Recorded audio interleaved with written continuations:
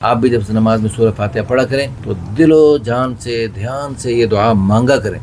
سورہ فاتحہ میں دعا ہے اور دعا پڑھی نہیں مانگی جاتی۔ اور افسوس کی بات یہ کہ مدرسے کی بعض بے وقوف طالبات نے ان کو کوسا اور ان سے طرح طرح کی باتیں کی، اور مجھے بہت ہی افسوس ہو رہا ہے کہ مدرسوں سے ایسی باتیں ہمیں سننے کو ملیں گی۔ من یرید اللہ بہ خیرا یفقہہ فی الدین، اللہ تعالیٰ جب کسی کے ساتھ خیر کا اور بھلائی کا ارادہ فرماتے ہیں، اللہ تعالیٰ اس کو دین کی سمجھ عطا فرماتے ہیں۔ ہم سب اصلاح کے محتاج ہیں، ہدایت کے محتاج ہیں۔ جب ہم نماز پڑھتے ہیں، نماز کی سورہ فاتحہ میں ہم سورہ فاتحہ میں ایک دعا مانگتے ہیں، پہلے اللہ تعالیٰ کی تعریف حمد و ثنا کرتے ہیں، پھر اس کے بعد اہدنا الصراط المستقیم، یا اللہ ہمیں سیدھے راستے پہ چلا، جو جنت کا راستہ ہے، جو تجھے پسند، تیرے حبیب صلی اللہ علیہ وسلم کو پسند، اس راستے پہ چلا۔ تو ہماری دعا ہماری اپنے لیے بھی دعا ہے، آپ سب کے لیے بھی دعا ہے۔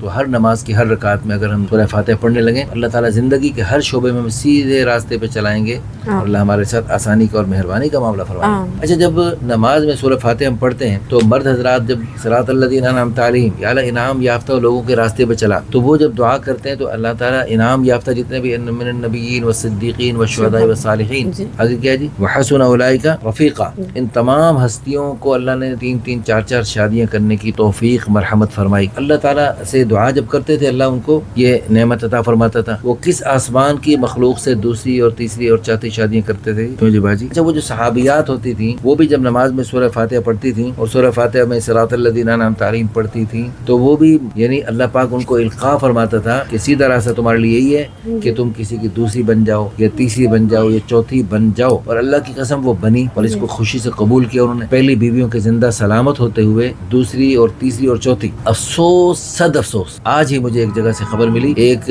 صاحب نے اپنی بیٹیوں کے لیے دوسری تیسری چوتھی شادی کے لیے اس نے آمادگی کا اظہار کیا، اور افسوس کی بات یہ کہ مدرسے کی بعض بے وقوف طالبات نے ان کو کوسا اور ان سے طرح طرح کی باتیں کی۔ بڑی جہالت کی بات ہے، آپ ایک مدرسے کی طالبہ ہیں، جو چیز اللہ نے بتلائی، اللہ کے حبیب نے بتائی اور صحابہ کرام نے، صحابیات نے گھر گھر میں کر کے دکھائی، اس پر آپ نے باتیں کی۔ انا للہ و انا الیہ راجعون۔ بہت افسوس ہوا مجھے یہ سن کر، میرا دل کوڑ رہا ہے، اور مجھے بہت ہی افسوس ہو رہا ہے کہ مدرسوں سے ایسی باتیں ہمیں سننے کو ملیں گی۔ مدرسوں والوں کو تو چاہیے کہ اللہ رسول کی ہر بات کو خوشی سے قبول کریں، تسلیم کریں۔ یہ جو ہم ہر اذان کے بعد یہ مسنون دعا ہے، صبح شام پڑھنے کی مسنون دعا میں رضیت باللہ ربا وبالاسلام دینا وبمحمد صلی اللہ علیہ وسلم نبیا ورسولا، ہم اللہ تعالیٰ کے رب ہونے پر راضی ہیں، خوش ہیں، اور حضرت محمد صلی اللہ علیہ وسلم کے رسول ہونے پہ خوش ہیں، اور دین اسلام کے اپنے مذہب ہونے پر خوش ہیں، اور دین اسلام کے مذہب میں یہ 2 3 4 شادیاں ہیں، مردوں کے لیے کرنا ہے اور عورتوں کے لیے دوسری چوتھی جگہ پہ جانا، یہ اللہ نے قرآن میں بتلایا، حضور نے کر کے دکھایا، صحابہ کے دور میں ہر گھر میں ہوتی تھی یہ سنت۔ لیکن اگر ہم ہندوانہ ماحول میں رہتے رہتے وہ ہندوانہ جراثیم ہم میں پائے جاتے ہیں، اس میں اگر ہمیں